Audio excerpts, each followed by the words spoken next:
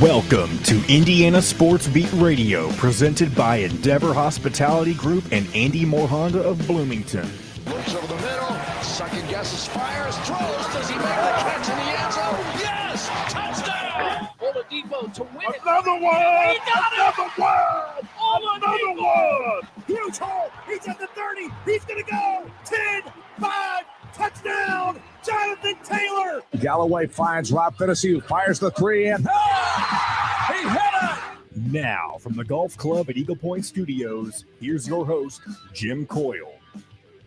Welcome in, everybody. John, the producer, right now for a moment while Jim Coyle gets things set up. I'm here with Dustin Schutte. Welcome into Indiana Sports Beat Radio on this Friday. Plenty of good things to talk about today. We'll have Rob Cassidy on the show. We'll have Zach Osterman. We'll have Paige. And, of course, Dustin Schutte here co-hosting with us as always. How you doing this morning, Dustin? I'm doing great, John. I got together last night with Indiana Sports Beat legend Kevin K. Brockway. Oh, really? And so, he moved to Gainesville. I've moved to Gainesville, so we were finally able to meet up. And we first met at Big Ten Media Days, I think, in 2019. So it was kind of cool to that we both moved around here at the same time and able to get up and have some dinner and enjoy a few adult beverages. We had some fun. That's true. It's really awesome. Two former Hoosiers. I know Kevin's originally from New York, but two guys Right. who have been in Indiana at one point or another, now living in Florida, living it up, getting to have a couple of drinks. I'm sure it was a fun little get together. So I'm sure that'll be I'm sure that was a good time. Even better was we watched we went to an ale house, so they got, just kind of pub food and beers and stuff. And it's a great sports bar. So we were able to watch the Braves Mets, and the Braves beat the Mets. And as everybody knows, Kevin's a big Mets fan. So that was an additional, that was a great way to cap it all off. So who would you say, since obviously you being a Braves fan, him being a Mets fan, who reacts more negatively to, things like that or losses? Like, who gets more into that kind of thing? Oh, that's a good question. We were both pretty even keeled. It depends on who, to be honest, for me, it depends on who I'm around. So like if I'm at home and my brother and I are watching the game, we get really into it. If I'm out at a bar and we're just having like last night and we're just having a casual conversation, I don't get that worked up. It's like, I don't know. I feed off the other people's energy around me. So It depends on who's around me.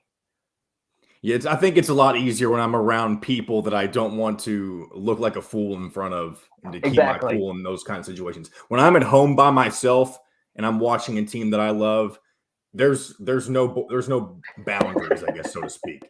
You never know what's going to be said or what's going to be not thrown, but whenever you think nobody's watching you, whenever nobody's watching you, I mean, it's a free for all sometimes. Exactly. Now, I will say that the one exception is I don't have that many teams, but when I watch the Pacers, I do get really into it, and that doesn't matter who's around. But that's like the Braves are kind of a somewhat new fandom for me, living in Atlanta, kind of being around there, growing up without a real baseball team, but watching the Braves because they were so nationally prominent with the TBS stuff and all their TV deals. So I kept an eye on the Braves and kind of rooted for them. And now once I lived to Atlanta, that's when I kind of went full fledged into the fandom. But the Pacers, that's been since birth. So I do get really into and really worked up for those Pacers games. So if you ever invite me out to go watch a game sometime like that, there's going to be probably a problem if they're not playing well. Looks like Jim is ready to hop in. Jim, how you doing? I'm doing wonderful. It's a beautiful day. How's everybody doing? I'm out here at the links at the Heartland Golf Crossings for the My Board golf outing today. Cheryl Sizemore, one of our great sponsors from Remax Realty, a part of that group, and they have a great event out here. Played in it last year. Bob Kravitz played with us last year. He was not able to play this year, but filled it in okay. We've got Colin Hartman going to play, Tyler Harris playing. So and my friend Michael Sorrells from German American Bank. But looking forward to that after we're done here, because it is an absolutely this month. I mean, this has not been good for global warming, people, because buddy, this is not how August is. It's not just the heat. There's been no humidity. It's just been absolutely glorious. But glorious weekend last night, Little League World Series, the Hagerstown. How about the Indiana guys from Hagerstown? Crazy ending to that game. They scored. I didn't see the first 2 innings, and I don't know when they scored them all, but they were up 7-1 when I caught the action in the middle of the 3rd inning. Unfortunately, boy, they gave up a bunch of runs, 5 in that inning, I think. Then Iowa ended up tying the game at 7, and they only played 6 innings, and they get to the bottom of the 6th, and Hagerstown was able to get one across, man, and that was over. It's a walk-off. So they're still, I think they're still undefeated in Little League in the tournament play, even from the previous spot. So congratulations to Hagerstown. Keep it rolling, baby. It was a fun game to watch, I'm telling you. There was some excitement. I'll enjoy a lot watching the Little League World Series. Yeah, that's pretty awesome. I don't know how often Indiana gets a team into this deep of into the Little League World Series. I don't think it's very often, or at least if I've watched it, it's not been that frequent. So, or I don't notice. So, like it's awesome. Known as a basketball state, but you got the chance to win it all. Yeah, I'd be it's crazy. Just to be out there is nuts, but to be able to. Nope, we lost Jim. I don't know if he hit the wrong button or what happened there. You never know what's going to happen. Live radio, doing a remote, things happen. But yeah, the Little League World Series. I didn't watch much of it, but never mind. It looks like Jim's already back. He's back. Oh, I when I'm doing this on my phone, I have to. If I flip backwards on a screen or something, it kills me. So I'm trying to get the laptop going here as a setup as well, so we can switch over. But it just is fine. But like I said, what a gorgeous day. But I think we got some rain coming this weekend. So, but not a lot going on. Football practice. Let's see, the last open practice for IU is coming up next Thursday, maybe, I think. As that continues, Tom Allen speaking to the media today. I saw a piece, and there's a piece in the Hoosier.com about the offensive line for Indiana, which it doesn't matter who's running it, and it doesn't matter what the offense is. It's going to start and stop up front. They've got to be able to improve. They're a veteran group, so they've got that going for them. And in 2020, as an offensive line, they were one of the elites in not allowing sacks in a lot of categories. So, I mean, the drop off for football last year, man, I don't know how much of that, what percentage you could attach to the offensive line, because it's a chunk. I mean, I don't know if it was 50%, but because it's a lot. Because you can't run, you can't pass, you lose, you're killing your defense. So I'm thinking they were 50% of the issues were on the line. Michael Penix, we will never know, was it trepidation? Was it, the fear of injury, which I find hard to believe. Wasn't his first time coming back from an injury. Hell, he'd been and made a career out of that. So why all of a sudden, the only reason you have fear is if you're running for your life all the time. Which he was. It's if they can return to form, boom. Well, even if you want to see them play well, but at the same time, if they can just be average, that gives them a good shot to beat teams like Illinois, Maryland, Rutgers, Purdue. If they're average, they win those games probably. That's what I'm saying. But they've got to be better than average to have a shot at beating a Penn State. Penn State's not ranked. And that's why I'm not saying Ohio State. They probably don't. Let's be realistic. Probably don't have a shot at beating Ohio State, although 2 years ago we saw what happened, but that was in an empty horseshoe. That made the gigantic difference. But yeah, I agree. I think they could. I don't know what Michigan's really going to be like this year. They had a great run last year. Michigan State, yeah, I'm expecting them to be tough. Michigan State is they're probably one of the top 4 teams in the Big Ten. Yeah, probably, depending on what we see out of those transfer players. I mean, just like last year, you kind of go into this season unknowing, right? I mean, the previous season, after 2020, you went in thinking there's still a lot of room to grow because they finished 2-5. They beat some good teams. They beat not good teams, but they beat a Northwestern team that played in the Big Ten championship. They beat in-state rival Michigan. Then they make all these transfer portals, and you're like, how's this going to work out? Mel Tucker made it work. They got to 10 wins. And then you kind of have that same thing this year. They got a lot of they got a lot of pieces that left. You got Peyton Thorne back. You got Jaden Reed back. They should be healthy at the running back spot. So who knows what they're going to do. I think Penn State is going to be the interesting thing to me. I think they are a team that could win 11 games. I think they're also a team that could hover around 500 because they're going through the same issues as Indiana. Their offensive line last year was not good, and you saw them get beat up front by Illinois in that loss, in that 9 overtime. But the one good thing that they have is a 14th year quarterback in Sean Clifford. That's true. They do have that. They got some good running backs. I think he went to. Didn't he went to high school with Peyton Ramsey? Not with him, but they played against each other in Cincinnati in high school. Yeah, I think you're right. I think they did play against each other in high school. So that's how old Sean Clifford is. He's back, baby. But he's back for his 22nd season at the helm. He's got to get better too. You know what? He's been a solid quarterback for them. He has been solid. But he's been like Peyton Ramsey. Exactly. Peyton Ramsey was a solid quarterback. Solid. But Peyton Ramsey was not going to give Indiana a chance to that game at Ohio State in 21 where they were down 28-7, but came should have won that game. Yep. That doesn't happen with Peyton Ramsey. No, he didn't. He didn't have the. He was a big factor in the Nebraska game, but that was a different game. That was a game where you could moxie it, where you could run it, and he did, and used his grit to, you could short pass those guys to death because they weren't very good. It was a tough game, but they weren't.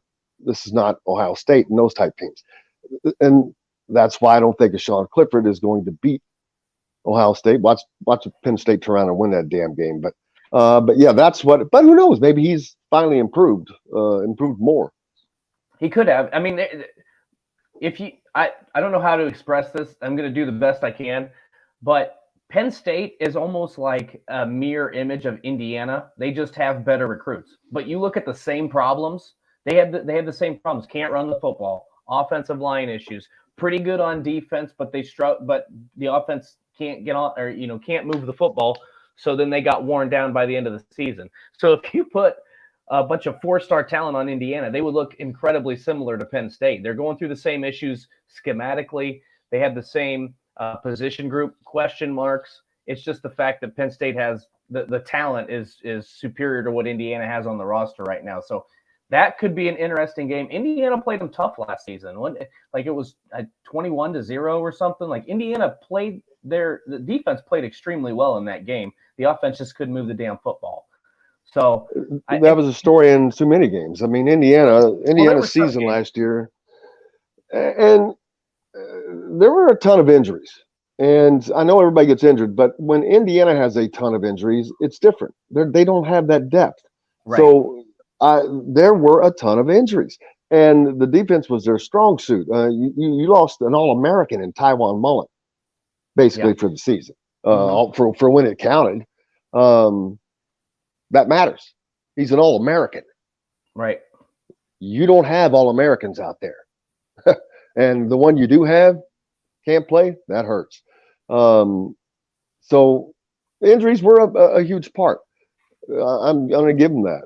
And they've got the opportunity to show that last year was an anomaly. The offensive line can come out and do their job, and that's all that they have to do. And if they were to do that, this team's got a chance to become bowl eligible. That's to me, that's their ceiling, is bowl eligibility right now. You think 6 wins is the ceiling? I think for this season, this team, I do. But that's based on what I don't know. Right. So that's the problem. So people can't take this to the bank. Right. Yeah, I'm saying it because it's just a guess. That's a guesstimation based on the previous information I have, what I think is going to go on. Right. I think the offense is going to be I keep saying I think it's going to end up being Connor Bazelak, only because I think it's going to have to be a quick hit. It's going to be a no huddle, quick hit offense. Guys in the slots, hitting the tight end, setting up for the deep ball, some runs. But I think you need a quarterback that's going to be a little bit more mobile than we've seen from Jack Tuttle. Maybe he proves us wrong. I don't know. Right. So, I'll tell you what I want to talk about. Dexter Williams. Dexter Williams is getting no talk. No one is talking about him at all. He's number 3 on the depth chart. He was like the number 2 rated dual threat quarterback coming either out of the state or something. He's good. Right. There's a quarterback that people are not hearing about. Dual threat Dexter Williams. Someone texted me yesterday, I think it was Chris, that suggested that is probably and potentially the reason Donovan McCulley moved to wide receiver. It could be. Yeah. He saw that, and that makes perfect sense. It does. Because the always wanting to have been a receiver and never once have played it.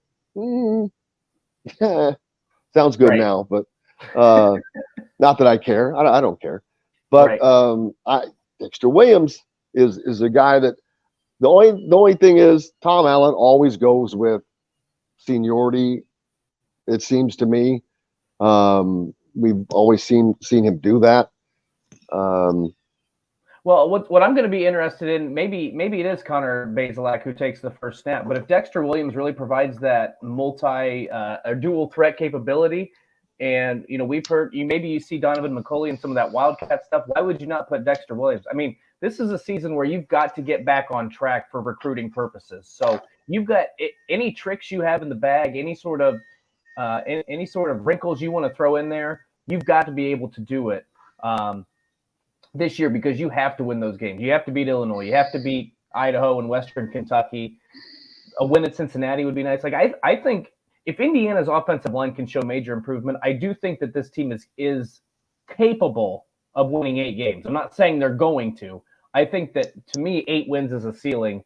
But the floor, like we've talked about, if they don't beat Illinois, is really. I don't want to be negative, but where on God's green earth is it time to hit a break? All right, we're over. We got to go to a break because we got a loaded show today. So let's do that. Jim Coyle coming to you along with Dustin Schutte here on Indiana Sports Beat from the Golf Club at Eagle Point Studios, which we are today at the links at Heartland's Crossing for the Morgan Indianapolis Board of Realtors golf outing. Charity golf outing. Looking forward to that. Our great friend Cheryl Sizemore from Remax Realty, a great part of that. And if you're in the market for a home in the Indianapolis area, you need Cheryl's 2 decades of experience. Could be the difference between you getting the home you want or not. Reach out to her, Cheryl at IndyHomePros.com. Jim Coyle and Dustin Schutte back with more right after this.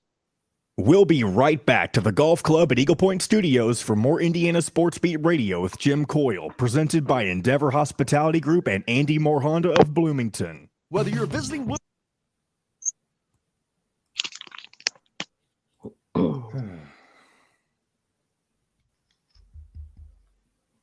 Somebody say something. Hello. Oh, hold on, damn it. I'm trying to get these other fucking. You got all this shit set up to do this stuff. Say something again. Test. Yeah, it's not coming through there. Fucking plugs are not goddamn working here. Back to using my fucking phone. La telefono. God damn it.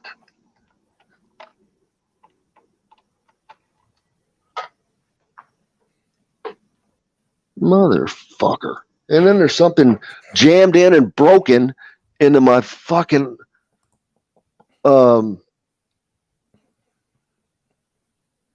audio thing on my laptop.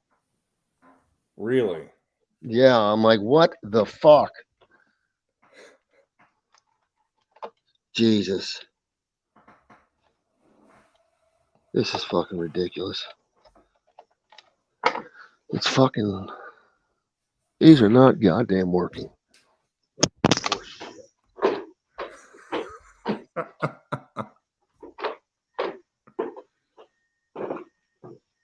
God damn it.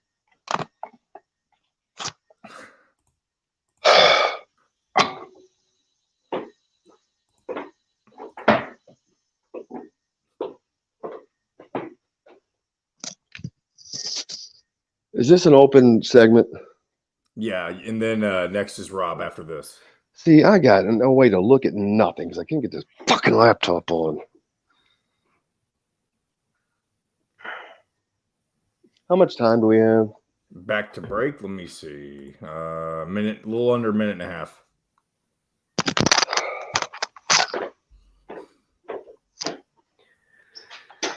If you need, well, I don't know if you can hear me.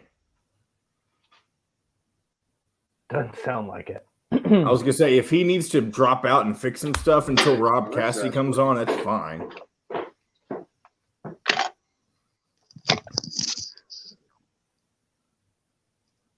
Jim, Well, if you want to take this segment to fix your things and come back on for 9:10, you can do that. Yeah, man. Say that again. I said if you need to take this segment to figure your stuff out and then come back at 9:10 for Rob Cassidy, that's fine. Just let me know real quick. Well, I don't need. I'm just going to move, but. Okay. But we got what is?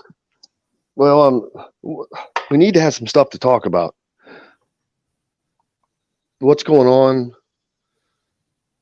in the world? Just talk What's about the happening? golf outing. Just talk about things. People like to hear about life. No. That's not. Well, you only got 5 seconds. What do you want me to do? Sports Beat Radio. This segment is brought to you by BB's Market in Bloomington. No music.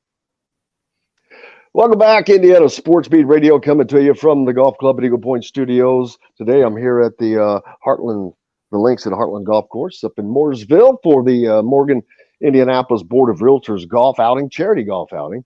Cheryl Sizemore from Remax Realty, one of the members of that. We appreciate her. Looking forward to that. Also, don't forget, we're brought to you by BB's Market, part of the WOW Club. Make sure you go to your Apple App Store or Google Play Store. Sign up for the WOW Club today. It's easy. Start earning WOW rewards. Eat, drink, and earn. Looking forward to getting out to BB's and starting our Friday cook-offs, Dustin. I'm looking forward to that too. I'm going to slay you. You put all these pictures on. I see you putting all these pictures on Twitter, and I'm like, tisk, tisk, tisk. Well, I don't know if this is to be more clear. A lot of the times, those aren't me. That's not me making it. That's what I'm ordering and having somebody professionally make. Because I'm not that good of a chef, but I do make some good food. Good chicken Cajun pasta. I've got a great pork chop recipe. I'm not a smoker. I don't have a smoker. So if there's any contest with barbecue, I will lose that because I don't have any experience. So, but the chili's with that. I mean, that's going to be the thing to keep an eye out on, right? That's your mushroom chili, and it's not mushroom chili. See, it's like they're not even there. That you wouldn't even know they're there if you didn't know they were there. So, it is not called mushroom chili. What is what, I was going to say, how about last night? Like, if you opened up the MLB app, by the way, you would have thought you opened up the NFL app. Astros beat scores the 21-5. Rangers get out of here. I'm dead serious. 21-5. Rangers beat the Athletics 10-3. Cardinals beat the Rockies 13-0. And then there were a couple other teams that hit. Let's see, Pirates beat the Red Sox 8-2. Blue Jays beat the Yankees 9-2. The Yankees suck right now. The Yankees have. I don't. That cannot be just taking their foot off the gas for the playoffs, because they have. I mean, won what, 2 out of 10, 12 games? Yeah, I think it's somewhere like they've lost 14 of their last 17 or something like that. Like they've hit Skidsville would be the best way to put it. Skidsville, baby. What's going on with the Cards and the Brewers? I can't see anything. Well, they're still. Well, I mean, I just don't have access to a lot of stuff. Cardinals are still have a 3-game lead. Last night. Oh wow! They picked that up then. They're gaining a little steam. Yep. Last night I was telling John earlier. K-Bro and I went out and had. I heard that. Where? Yeah. He was all into the Ale Emporium in Columbus when he was here. That's all he ever wanted to go to. I never understood it. It's an okay place, but it's not like a place where I'm like, I've got to go there every time I'm within 20 miles of it. And that's K-Bro, boy. If he was within 20 miles, well, we can go to the Ale Emporium. We went to Miller's without that theme. We went to Miller's Ale House. Now, to his credit, we were going to go to a pizza place, but the wait was an hour and 40 minutes. So I'd have gone anywhere. I'd have gone to White Castle. I don't. Hour and 40-minute waits do not work. No, I told him what was going on, and he said this might have been a mistake on my part, because the place was. It's right across from campus. All the freshmen are moving in, so all the freshmen, their families were. I mean, it was jam packed. Yeah, so we went to the other. Yeah, Bloomington busy right now. Very busy downtown yesterday, and everything popping. Looks nice though to see. It's pretty busy because you've got twice as many people. You don't have just the students. You've got the parents, like you said, and so It's a huge influx of population in the city of Bloomington right now. Yeah, I mean, and that's going on. And around the country for that matter. And most people, my daughter went down to Ole Miss already a week and a half ago, though, because she's in the sorority and they got to do all that rush stuff. And my favorite part is, the rush lasts like a week, all that. They were down. She had to go down there a week before so they could practice what they had to do. And you know what they were practicing? Yelling at them and all the stuff that they are going to do to, I don't want to say torture because you don't do that anymore. It's their way of the initiation, without, but I'm like, you have to practice yelling. I go, really? I go, who's your dad? Yeah. I'm like, you obviously don't pay attention. No, I'm kidding. But no, it's so. But yeah, looking forward to everything getting started too. The fall is. I don't want to rush it because I don't want to lose summer. I know. Because it seems like it just got here and then bam, it was gone. I always enjoy football though, and the fall that comes with it. And you know what? I wish more people would come out to IU football games and make it just a social event. Because when I was working in TV in my early days, and I was in Louisville, WLKY, I had to go down to Kentucky to cover them some. Of course, Louisville. But the thing that I never forgot was when Kentucky sucked. Back in the 80s, 90s, they were the crap. Right. They were a typical SEC beatdown dog. But Mark Stoops was the greatest thing they've ever done, and he stayed the course. Been there for that. Stayed the course. Now he's got to deal with Calipari's crap. But anyway, but back when they sucked, it was a social event. It was like an SEC game. People, all the guys down there dressed up, bow ties, the girls all dressed up in good-looking dresses, fun tailgating. It was the social event. They're going to have fun. They can have fun. The game did not determine whether or not they had fun. So I don't understand why Indiana fans can't just come out and have fun. Why do you got to let the game determine that? Let's let that be an added bonus. And if it doesn't happen, that sucked. But I had a great time because I was hung out with my friends today, and we had a great day. Right. That's, I think, people need to focus on more instead of getting so hung up on it. Yeah, no, everybody wants their team to win. I want them to win from the standpoint of it's a lot more fun to cover a winner than it is a loser. Right. And it's a lot more fun to talk about because there are more positive things to talk about. I don't want to be negative. I don't want to say that I don't know if football team's gonna make a bowl this year. But you know what? That's my job, to be real, to be realistic. I'm not a bootlicking, ass-kissing, work for promoting somebody else. It's not my job, but I just try to stay in my lane and within the confines of providing the factual information. Sometimes people don't like to hear what you got to say, and sometimes I say it a little harshly.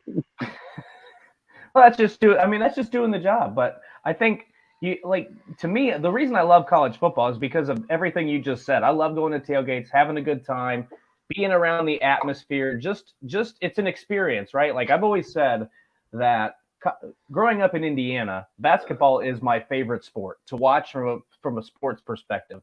But when it comes to an overall experience, college football blows it out of the water because you just have so many traditions. You got the tailgating, you got the game, you got different restaurants and bars you can hit. You got so many different traditions for each individual school. I love, like your daughter, you just said, goes to Ole Miss. Ole Miss hasn't been good throughout the history of the SEC, but it's one of the best tailgate and party scenes in the country. And it's the Grove, baby. The Grove is awesome. The Grove is awesome. And you know why? Because they have a blast. They do. They have fun. They go to the game. They win. It's great. They lost. Guess what? They had fun for hours. They did. And they're not going to let a 3-hour football game change that. So, right. Yeah, I wish it'd be nicer to see more of that. But oh well. Up on the program today, Rob Cassidy from Rivals National Basketball Recruiting Rival Writer, going to join us to get us caught up on what's going on. Alec off this week, but yeah, looking forward to talking to Rob. Haven't had him on for a bit to get his input from a national take. While we talk about the national guys, I think seem at times a little out of touch because they're not there. Rob, somebody he stays in great contact with people like Alec, and he actually talks to these guys, recruits and whatnot. So there's a big difference there.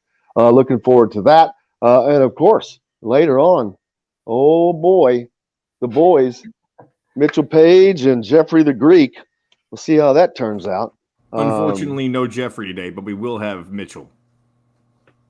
Okay, well, that just took that party down a notch. I know. So Mitchell and I will try to make up for it. We'll try to make up for his absence. Had I known that, I would have. I'll see what I can do about. I don't know if I can get him here that early, but I'll try. Okay, is it time to take a break? You can if you want. Either now in the next few minutes. It doesn't matter. So let's go ahead and do it now. Let's go ahead and take a break. We got lots more Indiana Sports Beat Radio coming to you from the Golf Club at Eagle Point Studios here at the Links at Heartland's Crossing today, up in Mooresville for the Morgan County Indianapolis Board of Realtors charity golf outing. Jim Coyle, Dustin Schutte with you. Back with more right after this. We'll be right back to the Golf Club at Eagle Point Studios for more Indiana Sports Beat Radio with Jim Coyle, presented by Endeavor Hospitality Group and Andy Moore Honda of Bloomington. The sun is out and the birds are chirping in the fair.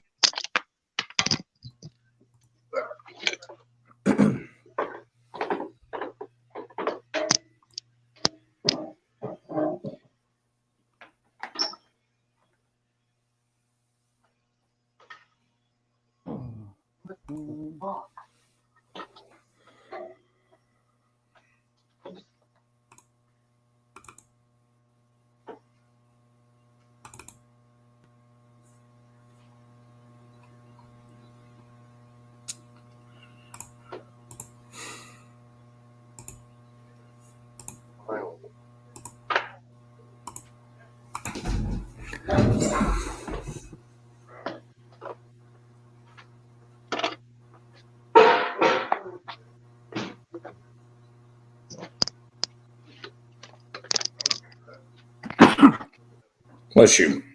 Thank you. Couldn't hit the mute button quick enough.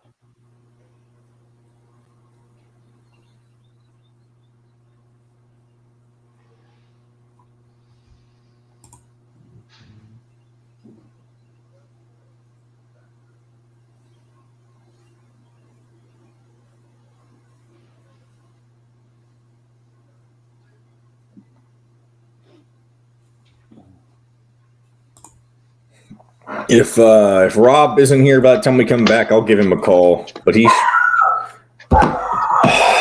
somebody ring our doorbell.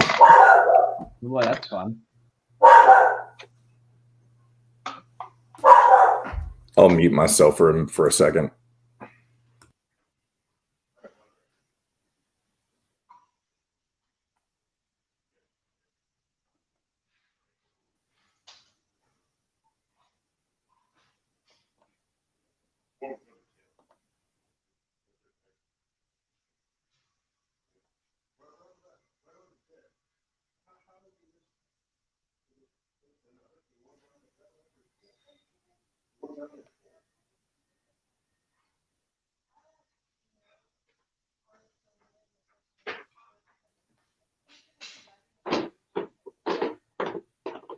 All right, I'm ready to bring us. Can you hear me?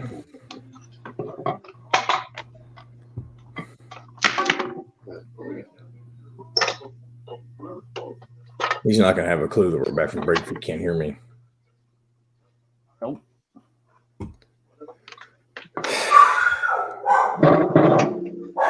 Well, I've got a screaming dog in the background, too. All right, here we go. Crazy. Segment is brought to you by Courtroom Sports Grill in Bedford. All right, guys, welcome back to Indiana Sports Beat Radio. John here for a second while Jim gets some other things taken care of. Dustin, and we'll also be joined by Rob Cassidy here shortly. And I want to preemptively apologize if you hear my dog barking in the background. We just had somebody ring our doorbell, so hopefully that doesn't become an issue here over the next couple of minutes. But Dustin, what else is going on with you? How is your transition? I don't know if we've ever really talked to you about how your transition from Georgia to Florida has been. Well, I mean, it's been in the summertime from Georgia to Florida. There isn't a lot of difference because it's, the heat and humidity. It's pretty much everywhere. So it's pretty seamless so far. It's always interesting to get used to a new town and new area and all that good stuff. So it's been quite a ride. But from my work perspective, if anybody's out there, I know we got some Georgia followers, some Georgia listeners. Just came up with 3 stories recently, the top things to do in Athens on game day, top restaurants, top bars to visit. It's part of a really cool project we're doing at outsider.com. So check that stuff out. I posted it to my Twitter and Facebook and Instagram and all that good stuff. So, I mean, things are good. There's not a whole lot going. We get Jim just shaking his head. He just gives the head nod. I thought he was disapproving of what I was talking about, but we got some fun stuff going on. I mean, in the transition, but man, being up back in Georgia for a couple days, I would love to. I miss it already. Florida's great, but I do miss Georgia. Isn't it weird how hindsight is 2020, and it seems like no matter where you want to be or where you think your goals are in terms of where you ultimately want to end up in life, the place that you were most recently, or just any place in the past, it's easy to find yourself reminiscing on those types of things after you've left that place for good. The funny thing is that quote at the end of like the very last episode of The Office where Andy Bernard is like, I wish you could realize you're in the good, or you're part of the good old days when you're in them, or something before you've left them. Yeah. I always think about that. But it gives me something to shoot for, gives me something to strive for to get back up there. I want to live in the mountains, away from people for the most part. So that would be that's a goal I have. So, I mean, there's plenty of fun things to do in Florida. I'm hoping that I can get up to your neck of the woods here in the next couple months, John, and we can hit the bourbon trail, even though I know you're not a big bourbon drinker. It would be one time. I don't know if I've said this on the show before. I know I've said it off air or in between breaks or something, but the only bourbon that I've ever tasted was Elijah Craig like about a year ago, and I believe you said that's supposed to be a good bourbon. So if that's not something that I like, I don't know if there's anything bourbon that I would like. Yeah, Elijah Craig is not one of the. I mean, it's not inexpensive, but it's a really good, moderately priced. I don't know if wouldn't classify it as higher end. You can get some of the higher end Elijah Craigs, but it's quality. It's far from the worst. So if you don't like that, you're probably not gonna enjoy it. That's all there is to it. I know if we had Jeffrey the Greek on right now, he'd be advocating for Amador. I've never had that myself. I don't know how that compares to what you normally drink or anything like that. Well, you know what's funny? Like a lot of people, it's kind of like it's become almost like wine, where we talk about sommeliers on this show a lot. And it's almost like there's people now that can tell you what the flavor profile is, what it is on the nose, what it is on the palate, all that stuff. I can't do that. So but I'm interested. What am I supposed to be tasting? So I bring up like the website or the if somebody's reviewed it, I'll look at that. Then I can kind of once it's in my head, then I might be able to taste it or not taste it or smell it or not, all that stuff. So, but maybe that's my problem because I'm always, anytime I have something strong or I know it's strong like bourbon, my first initial thought, and I can never get out of my head, is that it's going to taste and smell like gasoline, and not like. Maybe not smell like gasoline, but whenever it goes down that burn, that's what I would picture gasoline smelling or tasting like. And I apologize for those of you who are bourbon snobs or things like that. I'm not trying to act like that I'm too good for that kind of thing. They're going to boo for me, obviously. They're going to boo and go hiss ahead, you boo. They boo me all the time because I like Nickelback. So. That's true. Oh boy, you hate bourbon and you like Nickelback. That's a terrible combination. And it seems like it would be a combination that would go together, though, liking Nickelback and drinking bourbon. Yeah, you like Nickelback and drinking Busch Lights, or is that how you spend your Saturday evenings in the summer? I tell you what is it with Busch Light? Why do people like Busch Light so much now? I feel like it's been around forever, and all of a sudden it's a really popular domestic beer. I don't know. Other than apparently it's always been big out in Nebraska and Iowa. I mean, I can't confirm that. That was part of the cheap stuff. That Natty Light, Keystone, those were all the cheap things that you would drink in college because you were trying to get as many beers as possible for the lowest possible price tag. So I have not had any of those beers in I graduated from college in 2010, so in 12 years probably, at least. When I think of cheap beers, the first thing that always comes to mind from somebody in my family is Hams. Have you ever had Hams before? Oh no. So you're not on the Hams bandwagon. No. That Stroh's. I mean, Stroh's spells shorts backwards, right? So that's a pretty good indicator that maybe you shouldn't drink that. So what's the problem with it? I've never had it. I mean, they're just bad. It's just cheap quality. I don't know how else to. Is it just leftover Budweiser?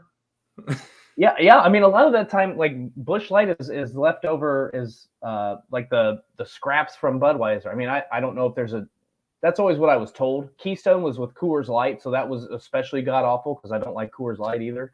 Like it's just, I mean, you can go down a rabbit hole here. Thank God for craft beer and breweries because I think, look, I'll drink a commercial beer any day. Bud Light, Miller Light, that kind of stuff. But the craft beer scene has really changed the game. And I mean, that's kind of how it's gone for a lot of different things. I mean, bourbon distilleries are popping up or whiskey distilleries are popping up all over the place.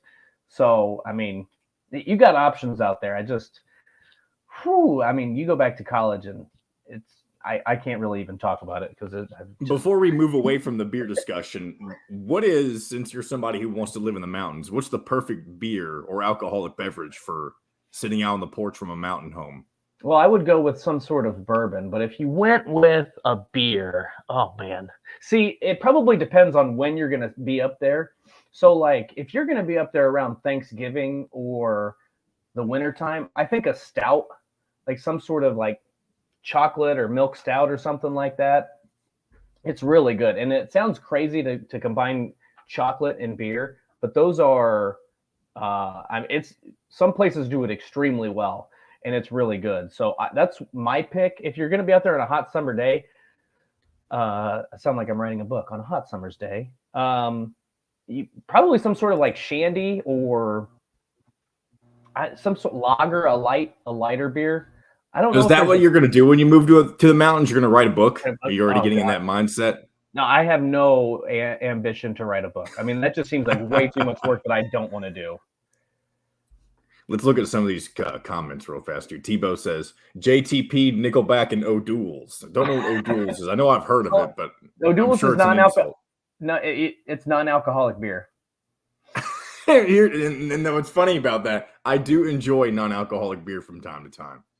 Oh God, to me that's like decaf coffee. What's the point? Well, let me take that back. Fair. That's not a bad argument.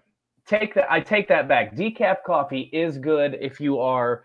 So I'll drink a decaf coffee at night if I'm having like a dessert or something, because I don't want to stay up all night. But other than that, like people who drink decaf coffee in the morning, I don't get it.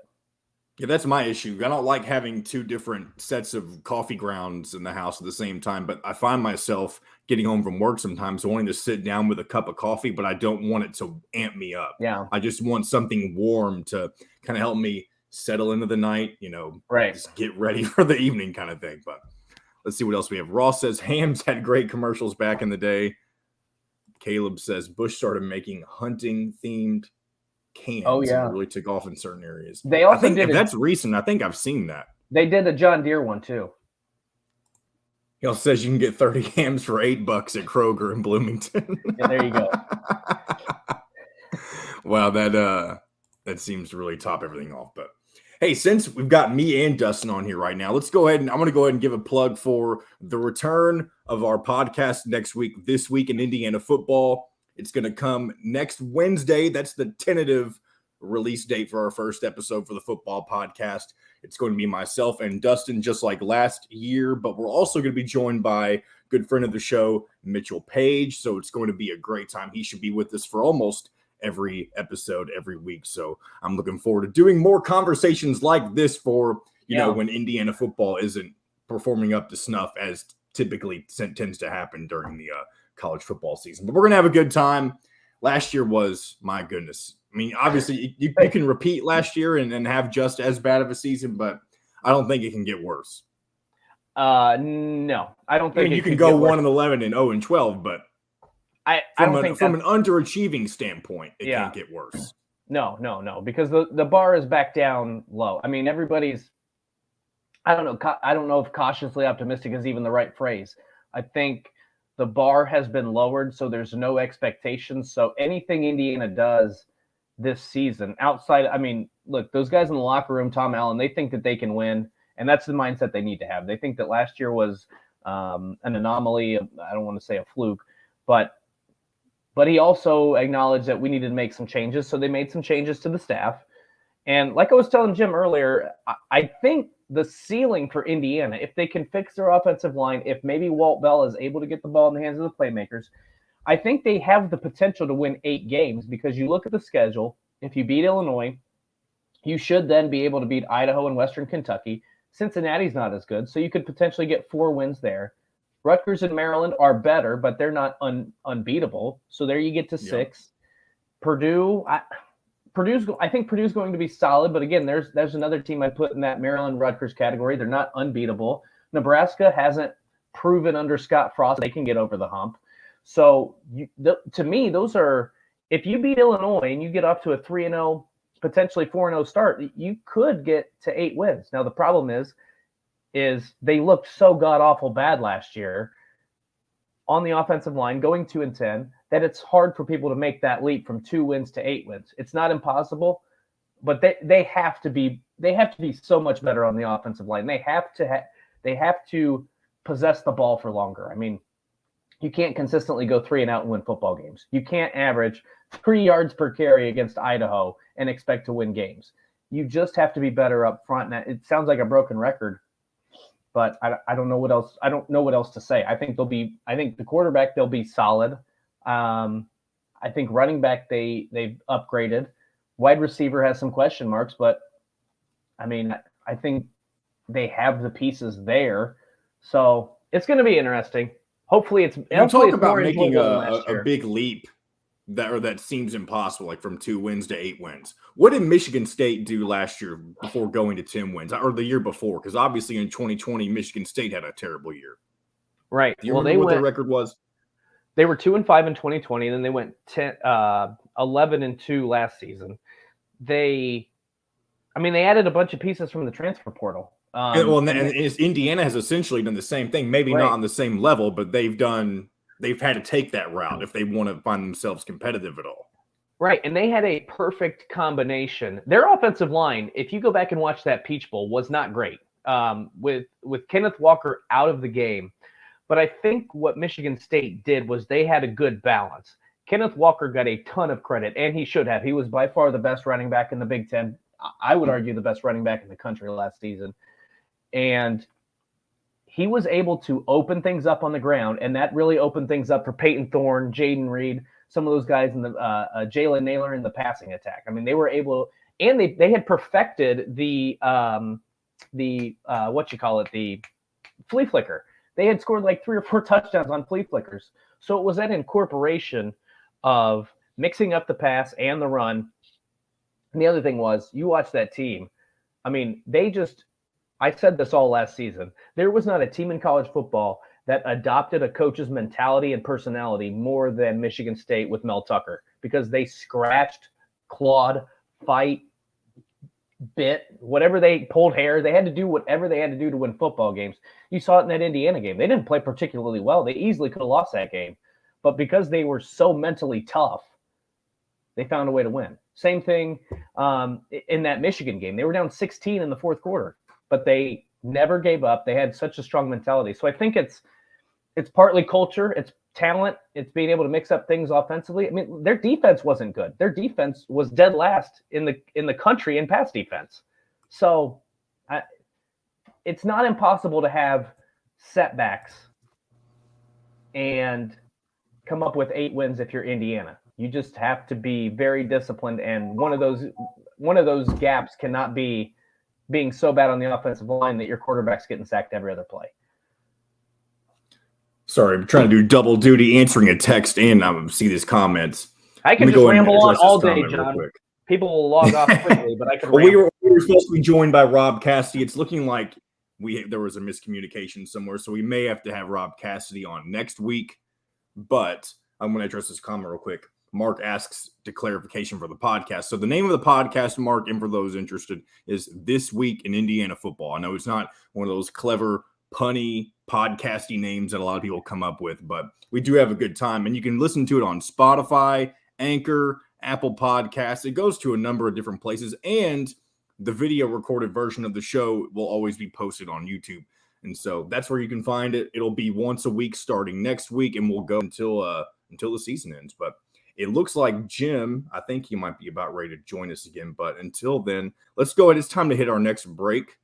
So we're going to go ahead and do that. You're listening to Indiana Sports Beat Radio, brought to you by the Wild Network, Andy Moore Honda, and this segment brought to you by Feast Market and Cellar. We'll be right back right after this. We'll be right back to the Golf Club at Eagle Point Studios for more Indiana Sports Beat Radio with Jim Coyle, presented by Endeavor Hospitality Group and Andy Moore Honda of Bloomington. Andy Moore Honda. I don't think my sound's very good. You sound okay, I think. I'm going straight through the effing computer. I'm so sick and tired of having all this equipment.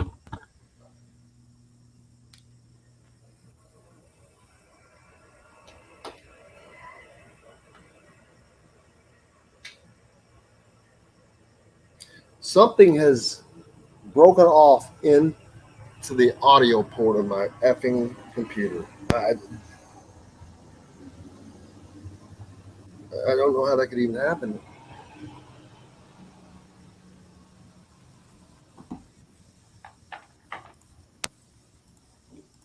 So utterly disappointing. You sound normal. I wish I understood what you were saying was the issue. I'll tell you later. Okay. An issue of just wanting it to be perfect. Yeah. Excuse me.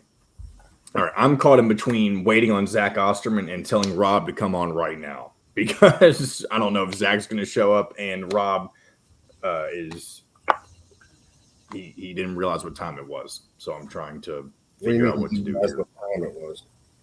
He sent me some messages apologizing that he missed his time slot. Tell him he did miss it. Well, if Zach's coming on? You want to do him and Zach at the same time? It doesn't make any sense. But just have him on right after, or any. Mitchell. Let me give it here. When we come back, I'm gonna. John, what's the most important thing on here, at all times? You don't have to explain. I know what you're talking about. Okay. But I'm still not going to move a guest that we already have booked. That's what I'm trying to say. I would, when it comes to what we're talking about, because that is above all else. That's my point. Well, here's what I can do then. We'll shorten Mitchell Paige then, and we'll just do one segment with him, and we'll just see when Rob can come on, because Mitchell's schedule is pretty flexible. Okay. Well, are you going to come back on for this segment, or are you going to drop out again? No, okay. I'm back. I'm going to give Rob a quick call and figure out what he thinks. Damn live shots drive me insane.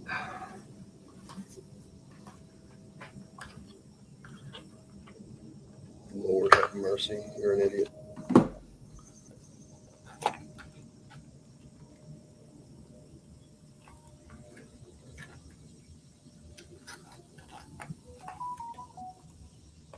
I hate that noise. You hate my text noise? Because it's on one of my noises too. One of my multiple. I don't even know what's what anymore, except for maybe my text ring. All right, here we go.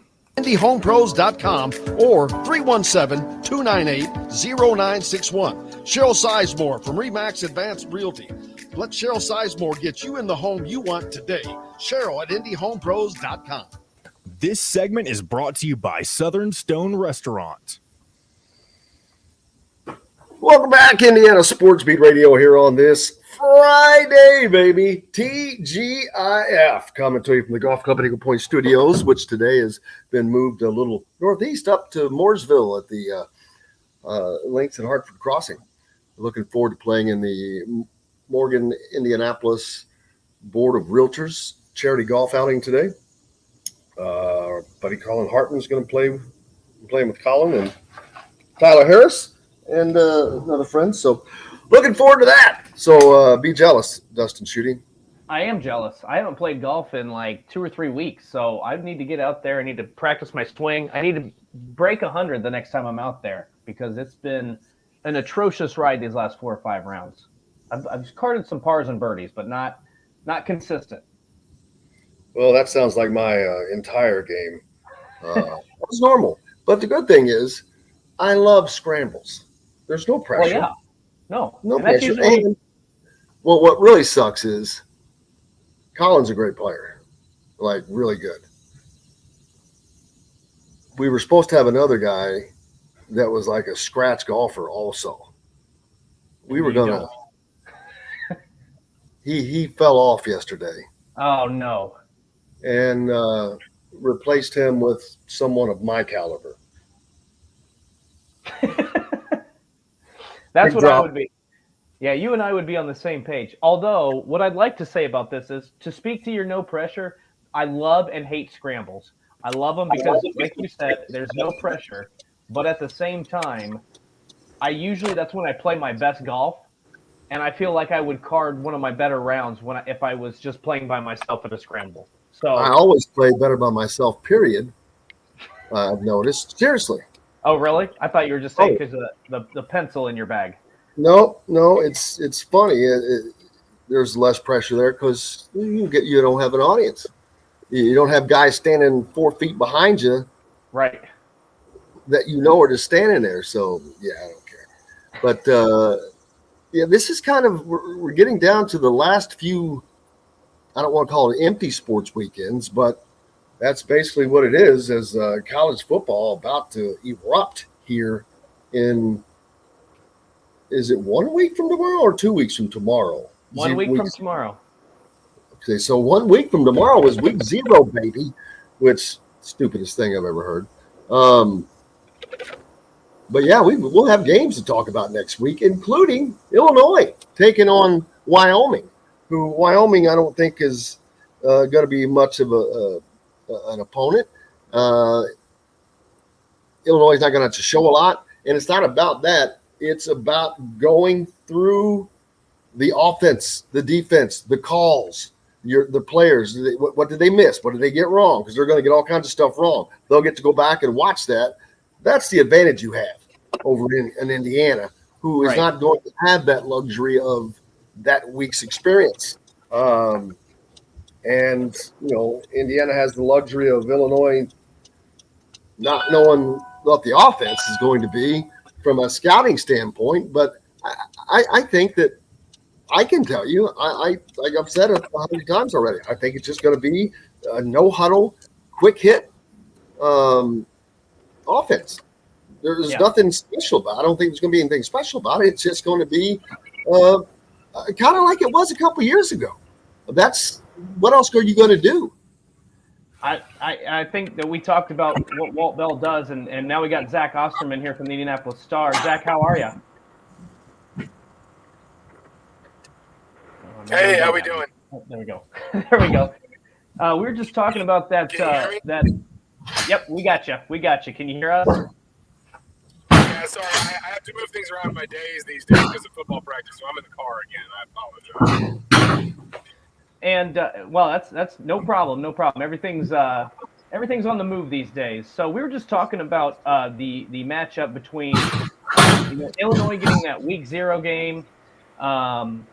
And Indiana having to take, they get a week to see what Illinois is going to put on tape. Indiana's obviously not going to have anything on tape. I mean, what you think there's an advantage there one way or the other? I think there's a definite advantage for Illinois. Now, I think, if you're asking, I guess, what would anybody prefer? Like, I think probably Illinois would rather Indiana have played a game than Indiana would Illinois have played a game, if you understand what I'm saying, because I think Illinois is going to have more questions about Indiana than vice versa. And I do think Indiana does get an advantage, frankly, from having film to study. I mean, this time of year, that is huge because you don't know who stepped up, who looks different. Is there a tweak? Is something changed? But in the same breath, having 60 minutes live action against another opponent, not a scrimmage situation, nothing controlled, nothing scripted.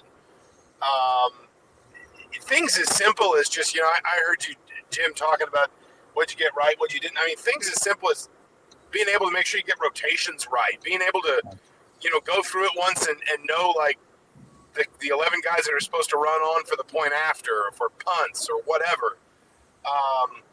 Anything that you've been tinkering with in the off season, one of those random ideas that comes to a coach at 1:00 in the morning in February that they write down and,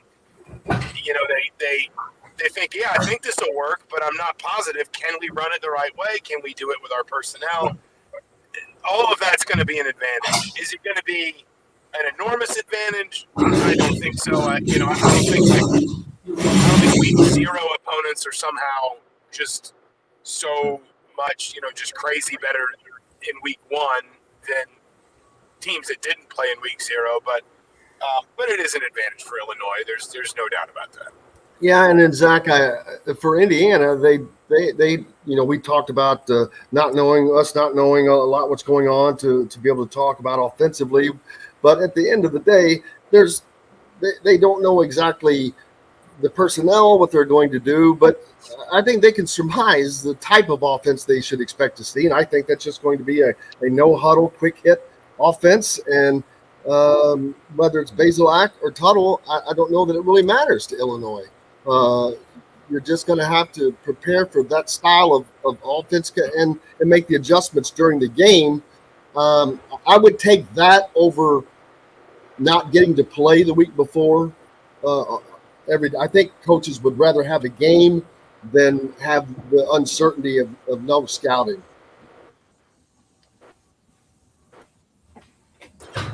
I mean, I think they would too.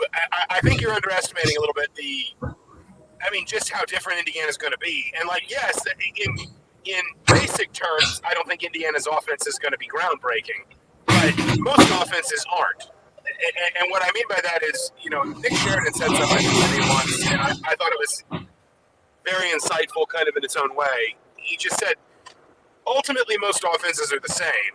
It's about blocking and execution and, timing and patterning your play calls. Well, the fundamentals between a West Coast and a no huddle, or a power run out of the shotgun and more of a sort of a spread screen based offense, those aren't the things that make it different. What makes it different is the fine details and where and how those details are managed, and that's what you're not going to get a look at. Sure, Illinois can think they're probably going to go a lot of 11 personnel with 3 wide receivers, 1 tight end, 1 running back.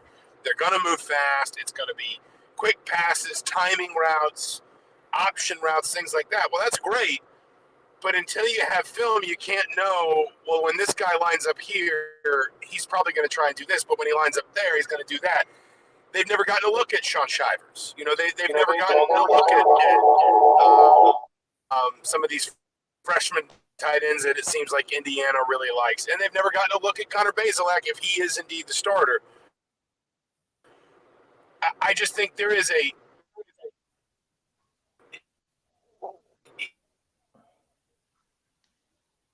it's into this game, into this week 1 opener.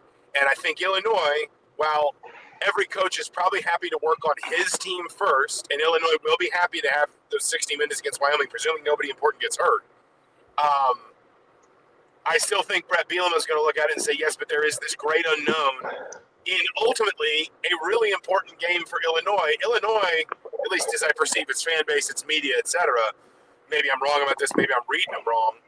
But my perception is that in Champaign, they see this much the same way Indiana sees it in Bloomington, which is if we win this game, it's the sort of swing game that if we can get a W on the board early, it gets us going toward maybe 6-6, 7-5, another bowl season, and that's forward progress for the program. But you lose it, and it suddenly feels like that hill gets real steep real fast. So as much as Brett Bielema is going to be able to work some of those kinks out, first game jitters and all that, I think that it's going to help. Tom Allen's going to have something very important on Brett Bielema that Brett Bielema's probably not going to have on Tom Allen, and that is film. And I think it is probably still going to keep Brett Bielema up at night a little bit, Frank. And that's what Tom said as a defensive coach. He says from a defensive standpoint, he goes that would drive me insane. And I get it because those guys they're very detailed. They want to know everything, every possibility, down the distance, what are tendencies and all of that stuff. And there's really nothing because I'm only guessing on what the type of offense that we expect to see, and that's all that they can do as well. And guessing doesn't do you very well. A good job. And remember, I mean, it's a lot of the guys that manage those details too are new as well. You got a brand new wide receivers coach, so you can't necessarily look at last year's offense and hope you can glean anything in terms of route combinations. You can't necessarily look at it and say, well, guys with this body type only play here, and guys with this body type only play here. When they bring this guy in motion, usually that's a signal that they're about to do X. It's not just Walt Bell. It's not just the offensive coordinator that's changed. It's a lot of the guys that manage those details. So, I mean, again, I'm guessing if you gave Tom Allen the option, he'd probably rather play the game and go in a little bit blind on Illinois. And I think we all know that coaches find ways to mine any little bit of information they can whenever they can in the offseason, in the preseason, etc. But, like, there is so much that's different about Indiana this year compared to last year. Not just the personnel, not even just the offense. So much just fundamentally that is different, particularly on that side of the ball, that I think it is probably going to provide Indiana an advantage on September 4th. Does Zach have a good time out at the media? Well, he's on Zoom today, right? Or is it live? I can't remember. I think it's live. Okay. Tom Allen today, so yeah. one of the last weeks we're getting through at fall camp next week, the end of fall. And Jim's mic cut out. But one last thing, Zach, that I wanted to ask you about too was I looked at VTN does that bus tour every year. Joshua Perry, one of the analysts for Big Ten Network, talked about some of his takeaways. We've already talked about the offensive side, but one of the things that he discussed was the play of some of the younger defensive players, and specifically naming Dason McCullough. I mean, what's the confidence level that some of these younger kids can come in, make an immediate impact? Because I think last season Indiana's defense was probably a little bit underrated. They probably were better than they were given credit. They just, by the time the 6th week rolled around, they were just exhausted and gassed because they had to be on the field so much. So obviously they got a lot of experience, Tom Allen back in, but it seems like there's a lot of confidence in that younger group, especially in the secondary. Yeah, I think there is. I think that's fair. I think it is a roster. I think it's better than Tom Allen's 2017 roster, but it is a roster that reminds me of 2017 in that it feels like you've got a lot of really good 4th, 5th, and obviously this year even 6th. And maybe, frankly, I think that the question I have anyway is, can other guys basically fill in the middle? Because what happened in Indiana in 2018 was all those seniors graduated in 2017, and there were no upperclassmen behind them, sort of rising behind them to take over, and it just wound up being freshmen and sophomores kind of going through all the growing pains together. I do think, though, that, again, number one, I think these seniors, these experienced players are probably better than those. I also think, too, these freshmen are probably better than those freshmen were at the same time, and I wouldn't be shocked to see some of them. I mean, we've even, in practice periods, we've been allowed to see, we've even kind of seen some of these guys mix in the 1s or the 2s. And, I mean, if you're in the 2s, you are effectively playing at this point because nobody just plays their 1s, obviously. But I would also still be looking a little bit at, I'm trying to think of like good examples, but like a Chris Keys or a Jordan Greer in the secondary, looking at a guy that's maybe got a couple years of experience on that defensive line. Just looking for basically, you've got a lot of really good talent on this team that's proven over a lot of years, but isn't going to be around a lot longer. When those guys leave, either this year or some of them can obviously use their COVID year and come back next year, are you just going to be turning the team over to freshmen and sophomores again, or are some of those guys going to be able, some of those guys, again, kind of in the middle, that maybe between injuries and some talented players ahead of them, some experience ahead of them, just haven't played a ton so far in their careers?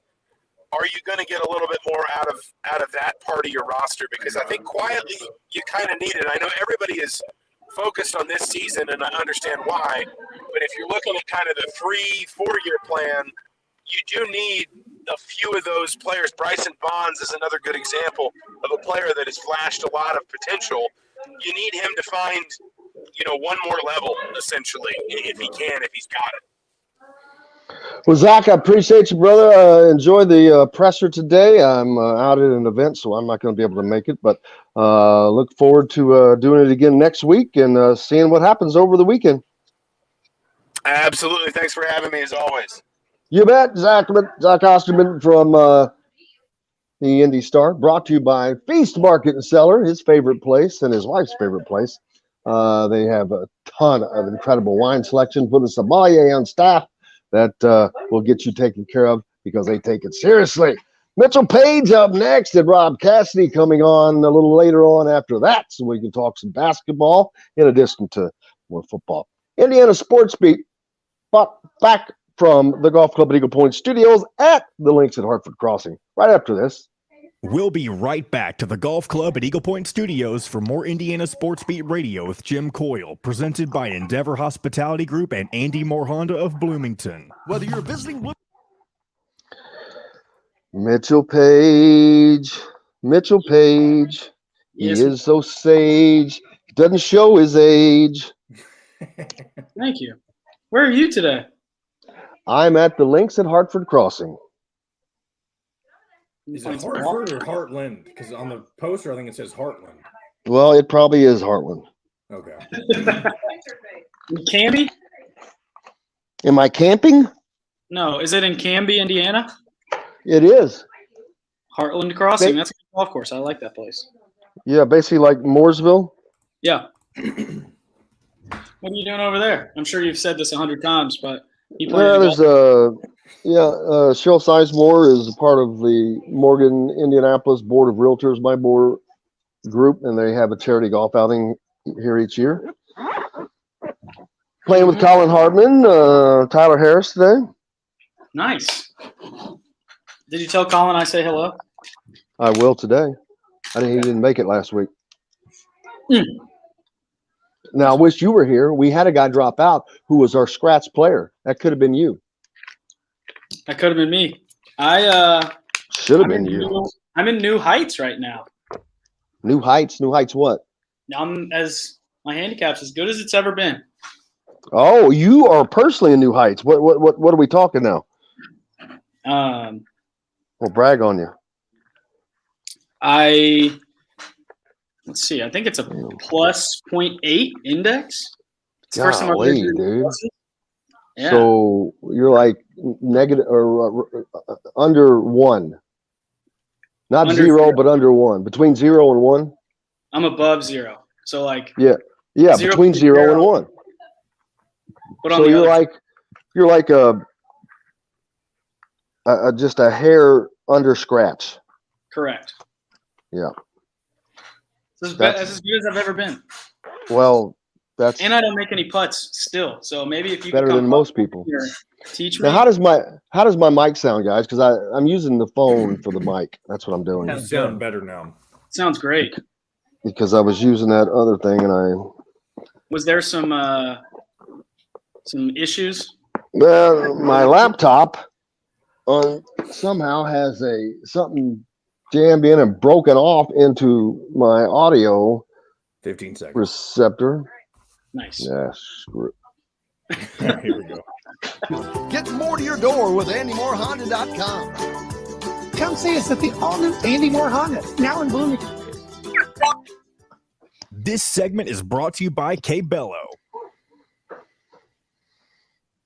Welcome back here at the Golf Club at Eagle Point Studios on this beautiful Friday. It is TGIF.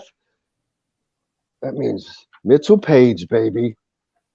Mitchell Paige joining us here. You should be here where I am at actually out at the links at Hartford Crossing in Canby, actually near Mooresville, but right. For the Morgan Indianapolis Board of Realtors charity golf outing.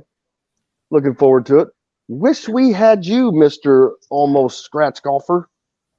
That would be gigantic. Yeah, that would be a lot of fun. I wish I could be up there. You look fantastic today. I can smell at least one good shot from you. The group's going to have to. One? What do you mean one? You. I think it's the sunglasses for me. Whoa. One? Oh, no. You're dialed in. I'm not going to worry about trying to get the drives today because Colin Hartman is 6'7". Yeah. He's gonna crush. He's gonna Yeah. I'm like, knock yourself out, brother. Get that 3-wood out. I can get the 3-wood out. I'm gonna be. That's what matters. My job is gonna be after the drive. Deal. Colin's got his deal that he's got to do. The rest of us, I know all three. Me, Tyler Harris, and another friend of mine. You know your jobs. That's fair. Okay. It is to hopefully please give Colin some help. My job would be to take care of the jello shots. Ooh. That would. I wish someone would. I don't know if that's going to be happening today, but maybe it would. It's a beautiful day. It's a perfect day for it. Yeah, I've been kind of tracking the weather up there. I'll be. So I'm coming to maybe 2 games guaranteed this fall. I might be going to Indiana at Cincinnati. and then I will definitely be in the building for Maryland. So maybe after the game or right before the game, whatever you want to do, we could. Yep. Well, we're definitely Cincinnati. That's a big one, man. That would be. What time is that game being played? I actually don't know, but I'll be driving through Cincinnati on my way back to Indiana. I'm playing in. Speaking of golf outings, playing in a golf outing at Bridgewater up in Westfield on Monday the 24th or whatever. So I'll be driving by, so I may stop into that stadium. That place is really cool. Have you ever been out there? Hey, I love Mark. I just want to say hey to Mark. He just subscribed. Thank you, Mark. Well, I don't know what This Week in Indiana Football on Spotify He subscribed is, to the podcast, Jim. That's what he said. Excuse me. Oh, He found yours. that podcast from last year. That's your podcast. That's your podcast. Yes. Our yes. podcast. That's right. All three of us. We're all three here right now, plus Jim. Let's go. But I'm not on the podcast. You're too smart for us. You actually have Shoot. things that make sense. We're going to talk about. Yeah, right. I don't know, trick plays. Everything under the Speaking sun. of, It's an ISB production. This Week in Football, presented by Indiana Sports Beat. That's the official name of it, John Boy. Don't forget that. It is. I think it's actually powered by Indiana Sports Beat Radio. That's even There you more go. presented. I know There you you guys go. probably led the show with this, but I almost cried yesterday when CBS came out with the Big Ten trailer with the music. I don't know how John does not have that. I mean, it is the most unbelievable video. I've watched it 15 times probably. Because I And mentioned I'm down yesterday, here- Jim. Oh, go ahead. Finish your thought, Mitchell. Yeah, I'm down here in SEC country, and man, are they mad about it. Yeah. And man, do I not care.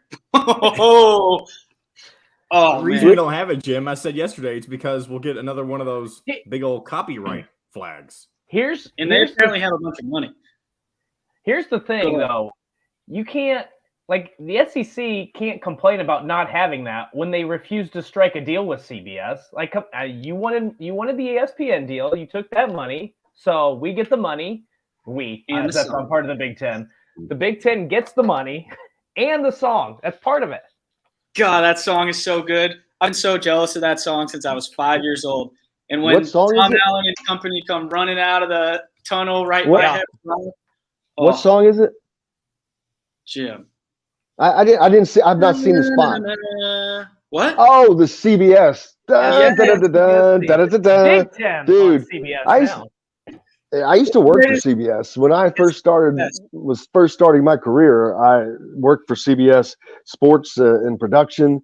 Got to work a lot of NCAA games in the trailer, Major League Baseball. But yeah, that music you talk about. Da, da, da, da, da, da, da, da. There's so many short things in life that are just ingrained in your brain that they're perfect. It's like, well, It is all right, really a the Law and Order thing that could be played at any time, anywhere, under any circumstance, under any context. Dum dum, and you're like, oh, that's the Law and Order thing. It don't matter. It's like, yeah, we need something like that. Unbeknownst to him, Mitchell Paige actually played to that song. That 2016 game at FIU was on CBS Sports Network, and they used that same theme song. So you actually, I don't know if you ran out of the tunnel to it, but And I think it was played while you there were on was the field. I think there was one time where Mitchell made a catch, and then all of a sudden it went dun da da da da da da da. Mitchell Paige makes the reception. Even if it was just you singing it, that makes my whole week, life, whatever it is. I mean, that in my mind is college football, and I have to find the clip. If there's an image of me with that song playing over on CBS, I'm just kidding. we have to find it. I don't care Well, I where hope it is. We have to find it against FIU. We were wearing those all-white uniforms that were, I thought, awesome. With the white helmets and the gray face masks, I thought that was one of the best looks that Indiana's had in a What long was the ugliest uniform you ever saw from IU? The ugliest? most people would probably say the all red, but I liked the all red. I personally made it really ugly against Michigan my junior year. We went red top, red pant, and I had red compression like tights to red socks and a red long sleeve shirt. And it was one of the worst looks. I don't know what I was thinking. I saw a You picture should have of put a. Too bad you didn't have a little green hat. Dude, You would have been like an elf. I looked terrible. I mean, you just can't let me go out there like that. I think it's bad teammates. Bad teammates, bad coaches. That's on national television. I can't. I mean. Well, if what? you win, it's all different though. He still made a bowl game that season. Yeah, but it wasn't because of what I was wearing. We probably would have won the national championship. Yeah, he'd have been in the playoff for sure. No doubt. Yeah, for sure. And it was just my fault because we would have beat Michigan. He would have been so slippery on my arms. Yeah, I mean, I take a lot of credit. I take a lot of blame for sure. Okay, this is just me. People are probably going to riot over this. I hate the candy stripe helmet. I hate it. I love it. The one it's got the shiny. I don't think it looks good. Oh, bull crap. It looks great. I know that when we first wore them, we had them for practice that week, and the face mask was also chrome and shiny. Oh, and wow. That would suck. See anything. It was so shiny, reflective. Why would you make a chrome face mask? That's the dumbest thing I've ever heard. We painted the whole thing chrome, and it was the first try at it. We didn't play the game like that, so I can't. Eye black would not have helped. I mean, it felt like the sun was just in the helmet. Yeah. We went out, I think it was a Tuesday practice. So it's supposed to be a big practice. There's contact. We're going full speed. And these helmets, we almost had to go back into the locker room and change. It was so bright in our eyes. And we practiced bright and early in the morning, so the sun's just coming up. For whatever reason, the angle just real low, right into the eyeballs. What is the best look Indiana has? The candy stripe white with the cursive pants, the cursive Indiana, and you mean it's not called cursive, it's called the script. The script. Script Indiana down the side of the pants, only on one side. I think it was just on the left. So script Indiana down the left side, the white pant leg is bare, and then the jersey that has the IU emblem right here on the neck with the candy striped sleeves. By far the best look. And then just the simple, the helmet that's got the block eye with the two stripes. So I think they wore it a couple times when they were during the COVID year. I don't think they wore it as much last year, or maybe I just was can't remember last year because I'm trying to block that. But I think we're going to wear it a bunch, and I think we're going to be so good. I can't wait. I do. Ross said he likes the helmets that had the state flag on it. Oh, those are good. Scored my first touchdown in that helmet, so can't complain about that. So we'll see. Yeah, cool. Have you been watching the Little League World Series? I saw the team from Hagerstown yesterday get up 7-1. Oh, damn, they almost blew it. They're a team of destiny. Could be. Walk-off win, baby. They've got the one pitcher who had to come in late. Yeah. They had the pitcher that come in late yesterday, big boy. He reminds me of the kid a few years ago, and I can't remember his name, where ESPN just did quick clips of him. My name is so-and-so, and I hit dingers. Oh, the big kid. Yeah. Oh, it was great. The kid was awesome. It was incredible. So, yeah. They play again on the 22nd. I was looking it up this morning. I looked up for the first time. This is how excited I was. Looked up for the first time in the bracket in my whole life. I cannot wait to watch them again. It is so funny. Usually, those little guys running the bases, cruising. It's so cool. When do they play again? Anyone know? Usually, Ross and Tebow have that. Oh, there you go. Mitchell's got it. He's on top of it. August 22nd. When they? I don't know what time. Monday. What is today?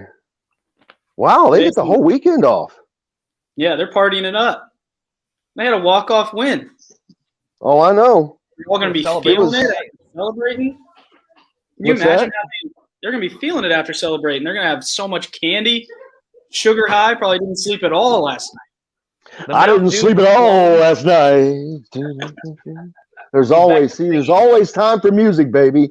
Always. It just leads me right into it. Always just leads me right into it. You can't help it. Just trying to keep an eye. It's hard to see out here today, so I'm trying to keep an eye on the time so I don't go. Jim's got his own chrome helmet on right now. I do. I'm a little concerned about you. Well, I can't just, even when I use glasses, the sun reflecting off of here, so gotta keep. Sun never sets on a baller, right? I mean, this is There you go. This is really good radio right here. We're talking about something that people on the radio just can't see. Nobody can see. They have no idea what we're talking about. Hey, that's Well, it's just about fun. Picasso. Yeah. You got to paint a picture for the people. Yeah. Jim's leaning in, can't see anything, can't see any comments. Oh, I'm just trying to see what time it was. Cardinals. Are you a baseball fan? Who's your team? I, in like third grade, struck out like 1,000,000 times, and I couldn't handle that. So I decided baseball, not for me. Never going to cheer for it. I should be more successful than this, and I acted like a third grader and swore off baseball forever. So I don't cheer for anyone. But I am open to join any fan base, preferably a winning one. Let me give you an idea. Stay away from Cincinnati. Okay. I jumped on the Avalanche bandwagon for the NHL. Yeah, you cannot jump on a team from New York, Los Angeles, Chicago, or any of those, or Houston. Well, how many teams are there? I mean, I feel like you just. There's way more than that. Trust me. Teams in New York. Okay. So you want me to you can't take the Dodgers, the Yankees, the Mets. The Mets. That's true underdogs. The Mets are number one in their division. They haven't been good since Mike Piazza. The Mets are leading their division. The Yankees are leading their division. The Dodgers are leading their division. You can join the Braves fandom, Mitchell. Yeah, I guess. Be like everybody else. Just be like everybody else. Speaking of the Braves, Dustin, this is going to be a pretty personal question, so don't answer too personally. But where do you live in? Are you in North Georgia? I used to be. No, he's in Gainesville, Florida. Oh, okay. Well, then I'm going to have to reach out to you. We're making a trip up there to play some golf, so I'm going to have to reach out to you, find the best places. There's something like some cliff or something. I don't know. Starts with an M. Macklemore. Macklemore's up there. Where I used to live in Kennesaw is like 30 miles northwest of Atlanta. There's a country, or not a country club. It's the public course Cobblestone. It gets rated as one of the top 100 public courses in America. It's a really nice course. It's not usually too crowded because where it's located, it's not a big metropolitan area. So those would be my two recommendations. I'll have to think. Some of them, a lot of them around that area are they're private, so you'd have to have a membership to get in. But those two. Did you ever play Old Toyaco or something? No, I did not. Okay, it's a mountain course. We were just doing some research yesterday. When we go to break, I'm gonna have to find out what this place is called. I can't remember for the life of me. Yeah. Well, we can do that right now if you want, because I'm going to go back and get something special when we come back. Rob Cassidy is going to join us next, by the way, as well. He is the national basketball recruiting writer for Rivals.com. And get caught up on everything that is going on and much, much more. Mitchell Paige is with us. Of course, Dustin Schutte is as well here at the Indiana Sports Beat Radio from the Golf Club at Eagle Point Studios. Today coming to you from the links at Hartford Crossing for the My Moore golf outing. Looking forward to it. Brought to you by our good friends from Andy Moore Honda and Endeavor Hospitality, which includes great places like Southern Stone, Cabello, Metalworks Brewing, Garnish, Feast, all kinds of places. Go to the Wild Club. Make sure you sign up. We're back with more Indiana Sports Beat Radio right after this. We'll be right back to the Golf Club at Eagle Point Studios for more Indiana Sports Beat Radio with Jim Coyle, presented by Endeavor Hospitality Group and Andy Moore Honda of Bloomington. Whether you're visiting. Perfect. Morning, Rob. Morning. Sorry, guys. It's been a morning. I got my kids running around fighting each other. I'm missing a headphone. Trust You're me, going to fit right in here as well. Yeah, it's been a crazy morning here too. That's what I heard. I'm sorry I missed you guys the first time. Oh, it's okay. We've got this Brady Bunch talking going about on. Our favorite domestic beers instead. Yeah, we did. Or more like least favorite, because we were talking about hams and Bush Light and I will not see dinner.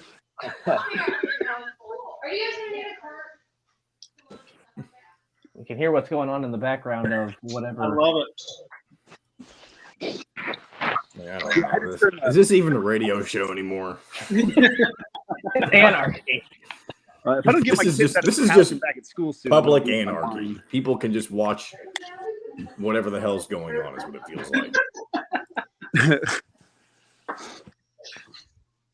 All right, let's see. And if I'm assuming Jim will be back before break, but I'll just going if he doesn't, Rob. Okay, sounds good. Like I said, sorry I don't have the camera on. Sorry I can't find my headphones. It's just No, it's okay. It's okay. Anything in particular you want to go into first, just in case he doesn't get back? I'm sure he will, but I'm curious. No, it doesn't matter to me really. I'm open for anything, to be honest. I've been everywhere. I just got back from Overtime Elite, which is an experience in itself. Oh, wow. It's that place is an interesting place as far as like. Now that's for high schoolers, right? Before they go into college, is that how that works? So kind of, or they just go pro there and they go straight to the NBA. Like they have the top. So it's an alternative to college, okay? It's both. So they have kids that are on scholarship that are still going to go to college, and then they have kids that are on pro contracts that are. Huh? Did I lose you? I've never heard of that. There, Rob? I just sent you one of the links, Mitchell, for the cobblestone on Twitter. Okay, perfect. I was talking about Mineral Bluff, Georgia. Oh, Mineral Bluff. I've been up there, but I haven't played golf up there. Okay. That's weird. Looking into a cabin or something up there. Me and 10 dudes. Yeah, that's a great spot to do that stuff. It's up near, I think it's up near, well, hold on. It's like 30 miles. If you can hear me, Jim, if you can hear me, we're coming back in about 30 seconds. Is it near Blue Ridge? Yeah, it's right there. Okay, it's like what I thought. 30 miles east of Chattanooga. Yeah. Like we got Blue Ridge, LJ, Cherry Log, all that up there. They got a bunch of little town names. I can never remember. Jesus, I'm seriously about to lose my mind. I'm about to lose my freaking mind. Jim, here we go. On the station where you live, we should ask for Indiana Sports Beat Radio. Huh? This segment is brought I'll be to you done by completely in Bubba's 20 33 minutes. in Clarksville. Pizza, burgers, beer. Yes.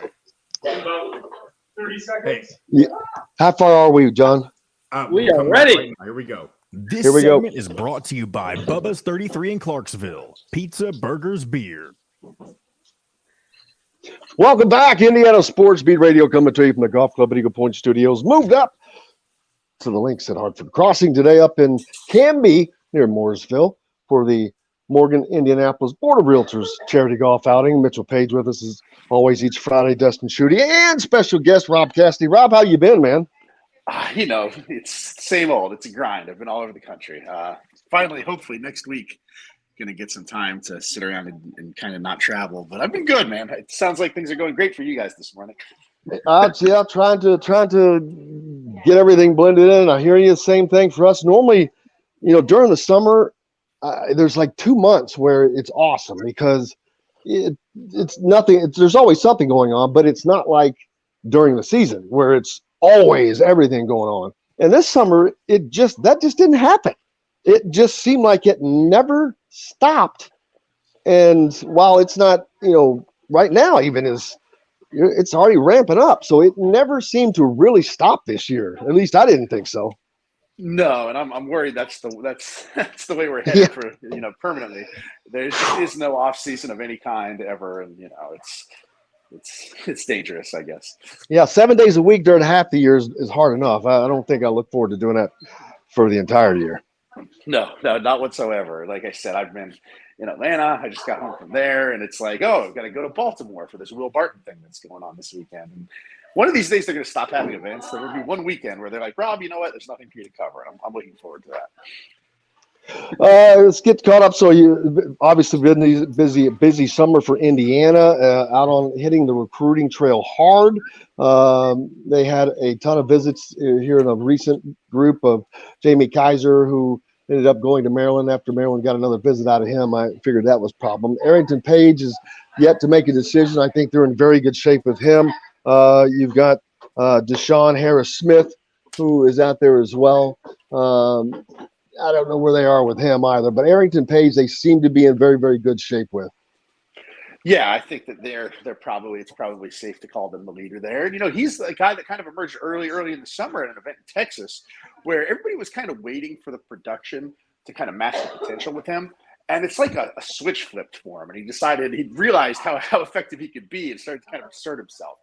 There was a time where he would defer. You wouldn't really see him go up strong with the basketball.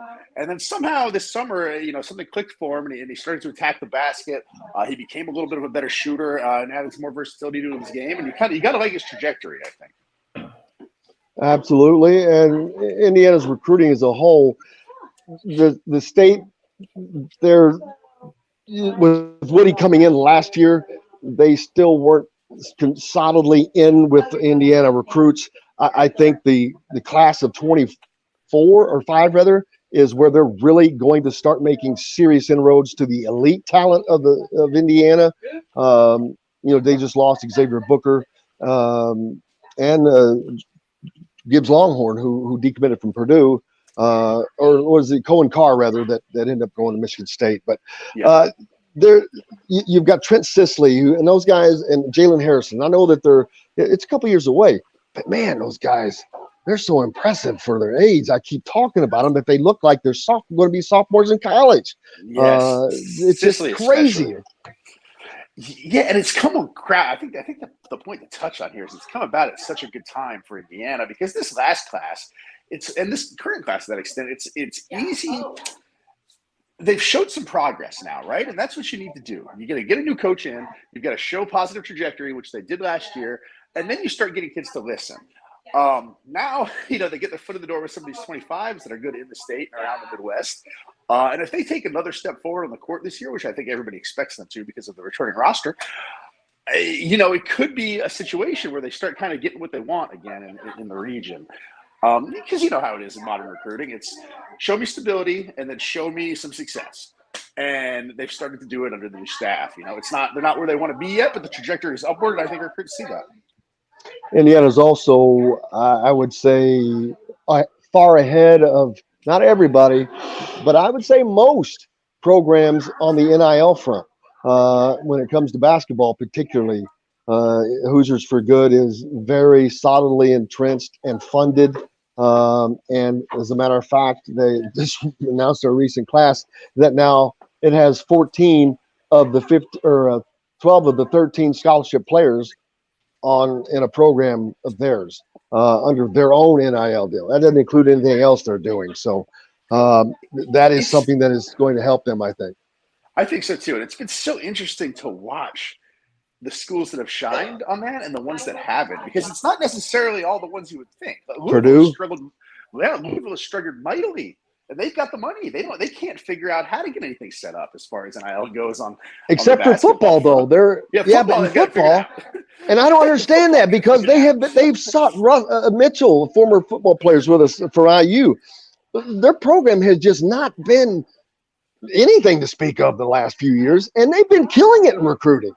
Yeah. Football is such a different beast, in this country, the rich guys, the rich guys with the money, they all love themselves some football, even in a basketball school sometimes. That's why I think it's kind of funny. I don't know if you guys are paying attention. the kind of shots fired between the football and basketball programs in Kentucky. I've been watching that. Are you kidding me? Love it. Oh my God, that's been like watching the Honeymooners or something, man. Enjoying the hell out of it. It is definitely my favorite side story of the offseason so far, because you never really know. One of the best rivalries in sports right now is Kentucky versus Kentucky. Well, to me, that shows you that he's feeling pressure. He's feeling, I don't know, he's jealous.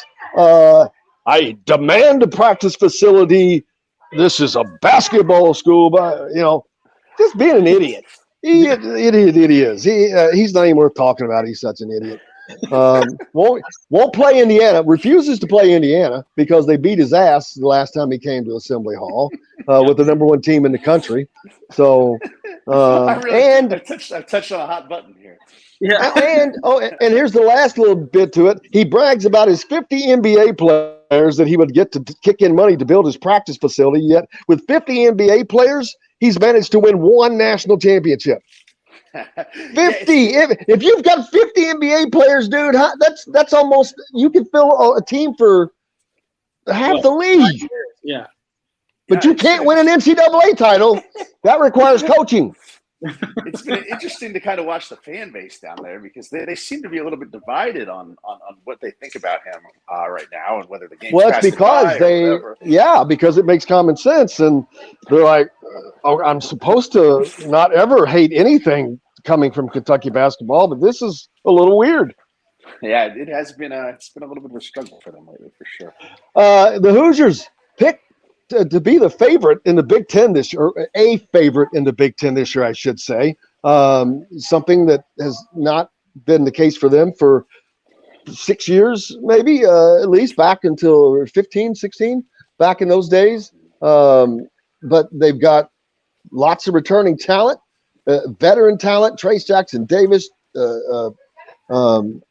Trace, and Xavier Johnson. You've got the addition of some great freshmen in Jalen Hood-Schifino, Malik Renault. Then you've got guys that have already been there. So they've got a very healthy mix of veteran talent, new talent.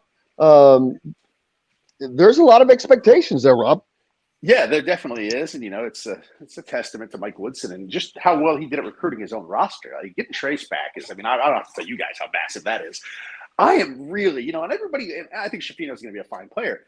I think the gem of this class is going to be Malik Renault, though. I am high on that kid. One of the smartest basketball players from a basketball IQ standpoint I've ever seen. Never makes bad decisions with the basketball. Is starting, by the end of his high school career, was really starting to become a threat shooting the ball from the mid-range and deep sometimes. I just think he's one of those kids that I love watching play, and I could see him having a really big impact on this team as a freshman. Yeah, I'm looking forward to seeing what he does, because I do too. And I think the bigger other questions are, what is going to be the growth for Tamar Bates and Jordan Geronimo? Yeah, I like that. Bates was a guy that I obviously loved and everybody was high on coming out of high school, coming out of IMG Academy. He didn't really meet the expectations that I had for him last year, but there's going to be growing pains, I think. The kid's still got the length. He's still got the athleticism. Attacks the rim. I think that, he's a kid that will show growth. He's a coachable kid. I think that's maybe the most important thing when you're this early in your college career. So I can see him playing big minutes too. The talent is there. You can look at that roster and you understand why they're one of the favorites to win the league with everything coming back. And you mentioned the freshmen. I wonder what's the bare minimum that the Indiana fan base will be excited by this year. A second weekend appearance. I mean, what's kind of the measuring stick for year 2 of the Woodson era? Oh, the expectations? I can tell you from what I've seen, and I'll let the other two guys chime in as well. But general fans, I've seen everything from lots of Final Four talk, but that's not the reality. You got to get lucky. I mean, that's the other thing. Is it possible? Yeah, but so much of a Final Four run is just getting things to break your way. I mean, of course, you make your own breaks, but you still got to catch luck. The luck of the draw is always in the NCAA tournament. But I think if they make it to the they've got to make it to the second weekend.